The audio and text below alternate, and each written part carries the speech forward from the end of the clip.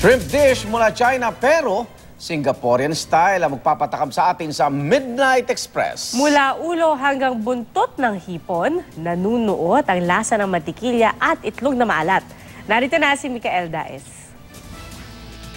Dito sa Midnight Express, sama-sama tayo mga Pilipino, ang mga taga Manila, taga Batangas, syempre ang mga Cebuano na may mga masasarap na pagkain rin. Subukan natin yun.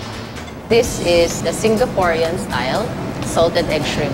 Orihinal na recipe ito mula sa China na tumawid na rin sa mga karatig lugar na Malaysia at Singapore. At ngayon nga, maging tayo mga Pinoy. Matitikman na rin ang lutong ito dito sa isang restaurant sa Quezon City. At dahil nga halos nabalot na ang hipon ng lasa ng butter at itlog na pula, may challenge daw sa akin kung paano ito dapat kainin. Kakainin mo muna yung legs. Okay.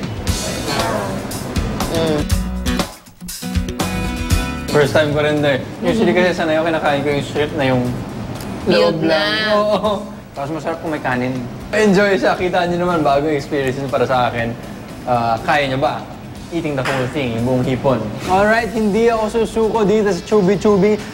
Titirahin ko pa rin titirahin yung hipon na to, pero babalatan ko na para mas ma-enjoy ko naman.